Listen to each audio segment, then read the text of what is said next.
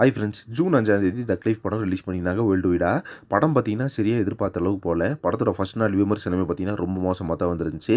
So எந்தெந்த விஷயத்த வந்து மணிரத்னம், கமல் 2 பேரும் வந்து ரொம்ப வருஷம் கழிச்சு படத்துல ஜாயின் பண்றாங்க. அதாவது நாயகன் படத்துக்கு அப்புறம் ஜாயின் பண்றாங்க. ஸோ இதுல வந்து எந்தெந்த விஷயத்துல எதிர்பார்த்திருந்தாங்களோ எதுவுமே வரல.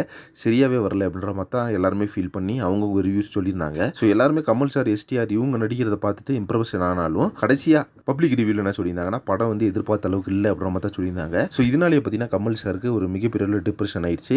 ரீசெண்டாக பார்த்தீங்கன்னா 2 நாளா வந்து ட்ரீட்மெண்ட் எடுத்துட்டு இருக்காரு ஹாஸ்பிட்டல்ல அப்படின்னு சொல்லப்படுது, யாருக்கும் தெரியாம. ஸோ எல்லாரும் எதிர்பார்த்த விஷயம் என்ன அப்படின்னு பார்த்தீங்கன்னா, கமல்ஹாசன் சார் வந்து விக்ரம் படத்துக்கு அப்புறமா நல்ல படங்களை கொடுப்பாரு, நல்ல கதைகள்ல கேட்டு அடிப்பாரு அப்படின்ற மாதிரி எதிர்பார்த்தாங்க. ஸோ அதுக்கப்புறமாவும் பார்த்தீங்கன்னா அவர் என்ன முடிவு பண்ணாருன்னா, நானே தயாரிச்சுக்கிறேன் எல்லா படத்தையும் அப்படின்ற மாதிரி நிறைய கடன்களையும் வாங்கி அவர் வந்து படத்தை தயாரிச்சிருந்தாரு.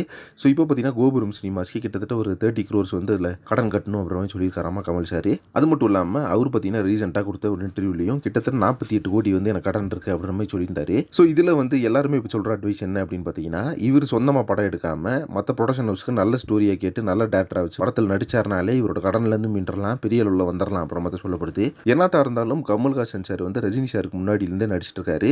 ஆனாலும் பார்த்தீங்கன்னா சினிமாவில் எந்த ஒரு பெரிய வளர்ச்சியும் பார்க்கல அப்படின்றத ஒரு உண்மையான விஷயம் கைஸ். ஸோ இப்போ எல்லாருமே எதிர்பார்த்துருக்க மாதிரி நம்ம கமல் சாரோட தக்லீஃப் படத்தோட அந்த விமர்சனங்கள் அப்படின்றது பார்த்தீங்கன்னா ரொம்ப மோசமாக தான் வந்துட்டு இருந்துச்சு. அதே மாதிரி பார்த்தீங்கன்னா இப்போ கர்நாடகாலையும் கிட்டத்தட்ட ஒரு 30 கோடி லாஸ் அப்புறமே சொல்லப்படுது.